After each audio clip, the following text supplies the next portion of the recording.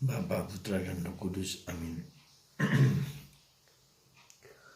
Allah Bapa di surga, kami sekali lagi kau ingatkan akan akhir hidup kami, akhir hidup manusia, bahwa di surga tidak ada kawin dan tidak ada mengawinkan. Kita sudah bahagia bersama Allah, melebihi segala sesuatu. Bantu kami ya Bapa untuk memahami, menghayati, dan mengalami bahwa surga yang kami cari adalah surga yang sungguh-sungguh melukiskan kebersatuan kami dengan Engkau, dengan Bunda Maria, Yosef, dan para kudus lainnya. Terpujilah namamu kini dan sepanjang segala masa. Amin. Saudara, sekali lagi kita sebagai orang Katolik diingatkan dan disadarkan bahwa hidup kita, akhir hidup kita itu sudah jelas, sudah sangat pasti. Ya. Dan kita juga harus sadar bahwa keyakinan kita sebagai orang Katolik ini berbeda dengan keyakinan banyak penganut agama-agama lain. Dan seringkali secara logis mereka menentang ajaran-ajaran kita. Dan kita mudah terpengaruh oleh pikiran-pikiran mereka yang nampaknya benar tetapi tidak benar. Dan untuk itu kita harus memiliki keyakinan, memiliki kepastian. Dan kalau kita tidak tahu, jangan tanyakan kepada orang lain, tanyakan kepada kami para pastor, para orang yang dapat menjelaskan dengan tepat, dengan benar ajaran-ajaran gereja. Sekali lagi, jadi bukan hanya ajaran para pastor, ajaran seorang imam atau siapa, ajaran gereja. Dan ini perlu saya tekankan kepada Anda, ketika Anda ragu, ketika Anda takut, ketika Anda cemas, jangan tanya kepada orang lain yang bukan atau yang tidak menghayati ajaran itu. Ya. Ini harus kita pegang supaya ajaran Katolik itu ajaran yang bukan ajaran Romo Julius atau Romo A, B, dan C, tapi ajaran yang diyakini oleh gereja sebagai magisterium. Kita punya kitab hukum kanonik, kita punya katekismus yang sudah diyakini, diimani, dikuatkan oleh zaman, oleh ajaran-ajaran yang dilakukan, diselidiki, didiskusikan ya, dengan tepat dan dengan konteks yang lebih luas. Dan ini juga saya harus katakan supaya jangan sampai kita mudah satu dua teks kitab suci lalu menjadi dasar untuk menetapkan sesuatu. Saya mengatakan ini mungkin dalam konteks seperti yang sedang viral di medsos tentang pendapat seorang YouTuber tentang patung, karena berdasarkan pertimbangan dari seorang ulama lain daripada ulama Katolik. Ya. Nah, ini lalu dijadikan viral dan seolah-olah itu menjadi dan dipercaya itu oleh orang itu, ya, dan itu mempengaruhi banyak orang. Jadi kita tidak bisa dan tidak boleh hanya karena pendapat seseorang, hanya teks kitab suci tertentu yang seolah-olah memberikan suatu penegasan. Nah, itu supaya kita ingatkan. Jadi kalau kita ragu, jangan pernah, sekali lagi jangan pernah mencari informasi dari konteks di luar Katolik.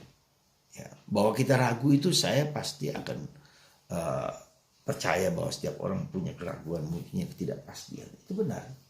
Tapi bolehlah kita mencari di tempat-tempat yang tepat gitu. Ya, di dalam gereja Katolik atau dalam ajaran Katolik atau di dalam diri para pastor. Kalau tidak dapat diketahui, carilah di dalam ajaran gereja. Ya, jadi ini suatu peringatan bagi kita semua di dalam dunia yang serba bebas, serba mendengarkan ini. Menurut saya lebih positif adalah tanyakan kepada yang berwenang. Itu yang pertama. Yang kedua, sekarang ajaran kita tentang akhir zaman. Ya, sekali lagi kisah yang dikatakan tentang seorang yang menikah, seorang wanita menikah dengan seorang laki, kemudian laki itu meninggal dan seterusnya sampai ketujuh. Ya, ini sekali lagi suatu perumpamaan yang cukup aneh, tetapi itulah menurut hukum Levirat. Ya, bila hal itu terjadi, lalu wanita itu milik siapa? Milik yang pertama, kedua, ketiga, keempat. Nah, coba kita lihat. Ini saja suatu pengalaman kemanusiaan yang mau diterapkan di surga. Yesus mengatakan kalian sesat. Di surga tidak ada kawin dan mengawinkan. Sekali lagi saya katakan tidak ada kawin dan mengawinkan. Dan itu menunjukkan kepada kita sekali lagi sebagai orang Katolik bahwa apa? Ketika kita sudah mengalami kebersatuan dengan Allah, manusia tidak lagi butuh hiburan-hiburan, butuh kekuatan-kekuatan nafsu. Nafsu itu hanya ada satu, cinta kasih. Ya, satu itu saja.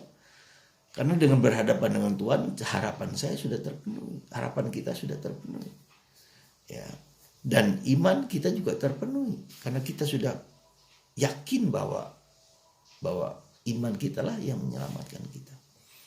Ya, jadi sekali lagi itu sesuatu yang harus kita sadari dengan sungguh-sungguh. Di dalam persatuan dengan Allah yang ada adalah kasih. Dari Paulus menerangkan ini, ya, dari ketiga keutamaan teologal. Sekali lagi keutamaan teologal lo ya, keutamaan ilahi lo, anugerah lo ini. Jadi bukan hanya keutamaan kardinal, keberanian, ya, ketegasan, saleh. Ya. Itu semua adalah masih dalam tataran kemanusiaan. Jadi tataran kita itu gradasi, hierarki dari keutamaan itu, iman, harapan, dan kasih itu yang paling tinggi. Maka Yesus mengatakan, apakah ada iman di dunia ini? Ya, jadi iman itulah yang menjadi ukuran kita. Iman akan apa? Iman akan Yesus Kristus, Sang Juru Selamat, Sang Penebus bagi kita semua. Ya, jadi para saudaraku terkasih dalam Kristus, itu yang harus kita pegang, ya, harus kita pegang menjadi kekuatan kita. Ya, itu yang harus menjadi keyakinan, kekuatan kita. Jadi kalau ada orang lain yang memiliki keyakinan lain seperti keyakinan ini, jangan pernah kita dengarkan. Ya, boleh kita pikirkan, benarkah demikian? Apakah di surga orang harus kemudian dilayani oleh banyak bidadari dan seterusnya? Ya, orang nggak butuh lagi. Sekali lagi tidak butuh lagi. Dan hidup membiara, hidup menjadi imam adalah suatu ungkapan dari kita mencicipi surga itu. Gitu. Surga itu sudah kita cicipi ketika kita tidak orang biarawan-biarawati. Jadi hidup membiara itu adalah partisipasi dari kehidupan kekal itu. Ya. Pencicipan, jadi eskatologis dalam bahasa kitab suci dikatakan eskatologis. Ya, kita mengalami Allah bukan hanya nanti di surga, tetapi di dunia ini sudah mengalami kehadiran Allah. Kita bisa lihat di dalam diri ketiga rasul ketika bertemu dengan Yesus di atas gunung Moria, di atas gunung di mana Yesus berjumpa dengan Elia dan Musa. Ya, nah, perjumpaan inilah sebagai cicipan, jadi pengalaman eskatologis. Jadi Yesus sengaja dan memang mengalami perjumpaan dengan para kudus itu dengan wajah yang luar biasa tak terlukiskan, dan disitulah para rasul, ketiga rasul itu mengalami perjumpaan dengan Yesus yang mulia. Seperti itulah, bahkan lebih daripada itu. Bahkan Paulus mengatakan apa yang kita alami di dunia ini tidak sebanding dengan kemuliaan yang akan kita alami. Ya, jadi saudaraku, menjelang akhir dari masa biasa dari liturgi kita, ya, sekali lagi kita diingatkan untuk hidup kita akan mengalami kemuliaan lebih daripada yang kita alami di dunia ini, dengan ukuran apapun, ya, dengan ukuran apapun.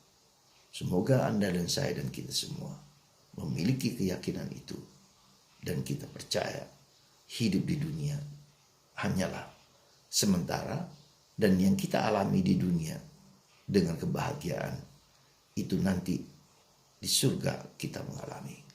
Dan tetapi di dunia pun kita bisa mengalami hidup surga seperti pengalaman dari Petrus, Yakobus, dan Yohanes. Dan itu juga dialami oleh para kudus, dialami oleh banyak orang. Ya. Orang yang sungguh mengalami Allah, dia sungguh tidak butuh ya nafsu, keinginan-keinginan duniawi yang lain. Semoga Anda dan kita semua mengalami perjumpaan dengan Allah, mencicipinya di dunia, dan yakin jalan itu yang terbaik di dalam gereja Katolik. Tuhan memberkati Anda semua. Bapa, Putra, dan Roh Kudus. Amin.